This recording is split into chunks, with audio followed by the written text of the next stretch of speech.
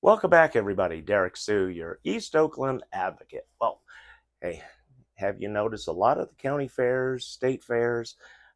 Some of them are just getting started, some of them are winding down. One of the things that I wanted to talk about today was how you can possibly save some money on meat.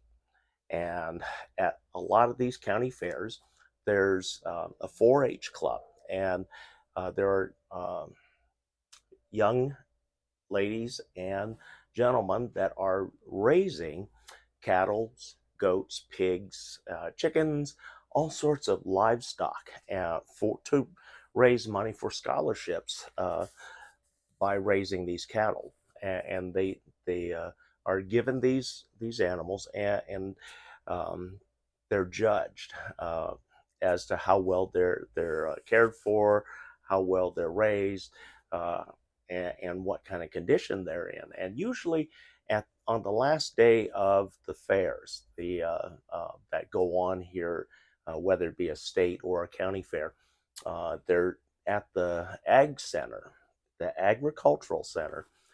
Uh, the animals, the livestock that these young women and young men raised go up for auction. And these are not auctioned to be pets, these are auctioned for food. And so they tell you at the beginning of the auction, these animals are not destined to be pets. These animals are destined for the table. And you signed a waiver when you go to these auctions and you bid on these animals. And so a 1,500 pound animal should yield you approximately 600 to 800 pounds of meat in, I mean, a lot of different forms. And so uh, when uh, when I was much younger, and also we had families.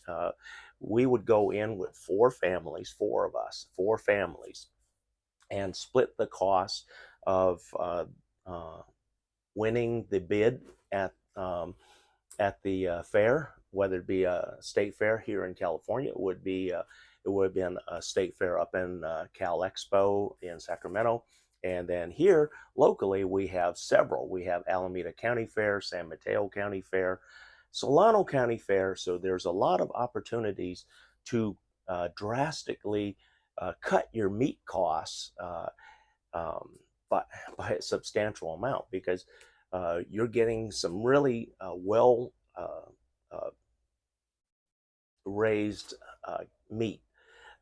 These animals were hand raised on a farm, pampered, and now it's time.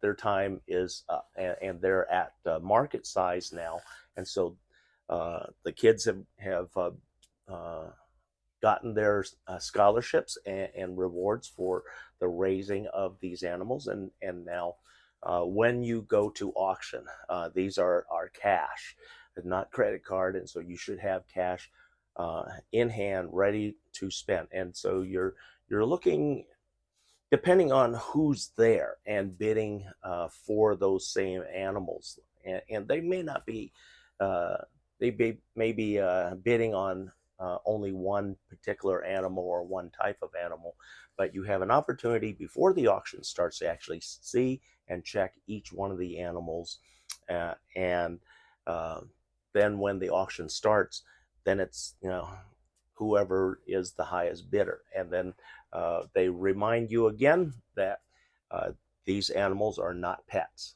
They are not destined for somebody's yard to live out their days. These animals are destined for the table.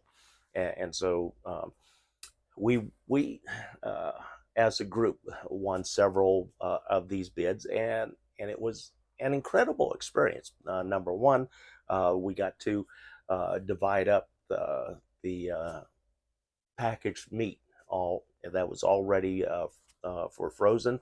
You put it in your freezer. You're good for up to a year without any freezer burn. These are all vacuum packed professionally.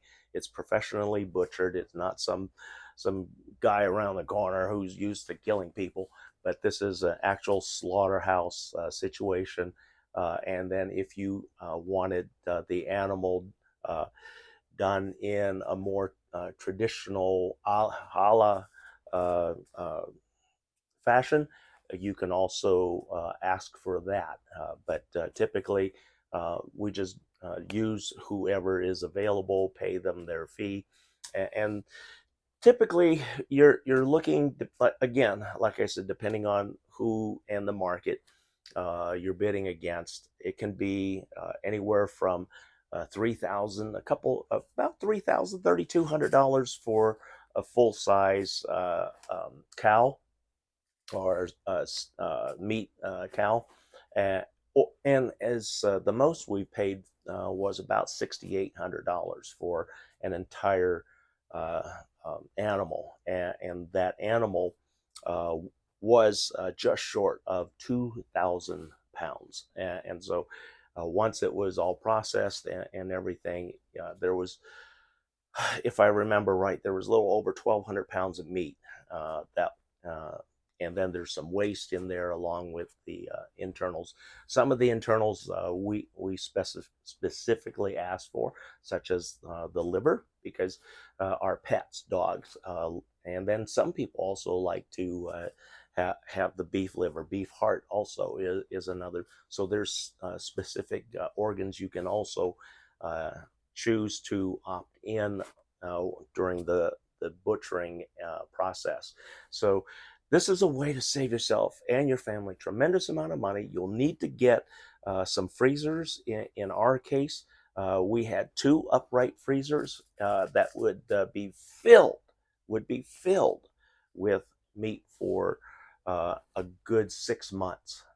We had nearly 60 pounds of hamburger meat. That was our portion.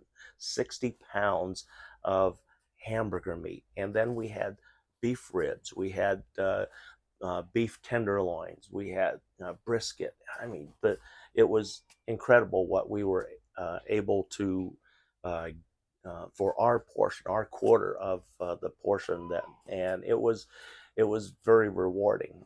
But again, you have to have the time, the place, and the storage to store all of this meat. But it can save you a substantial amount of money. If you look at your meat costs, typically you're probably going to be in I'd say about $10,000 to $15,000 range for your meats across a year. And then this was even our most expensive steer. Uh, that was $6,800 divided by four. Doesn't It isn't a whole lot of money. We're not even talking $3,000 or $2,500. Not even $2,500 for um, for families to be fed through this one steer for a year. And then the following year, we'd all get together again and say, "Hey, would you want to do that again? If not, you know, we'll find somebody else, or you may want to drop out yourself because it is work. Holding on to that amount of meat, and then also decisions on how to use it properly, and then not uh, let it get freezer burned is vital to saving that money. But that's one of the ways that we saved money uh, over the years when things got tight. We went to the county fair or the state fair, went to the ag center and looked at the prospects, the animals that were on display for the 4-H club. Thanks for joining me today. Hope you save some money if you take advantage of this. Thanks for joining me today. We'll be right back.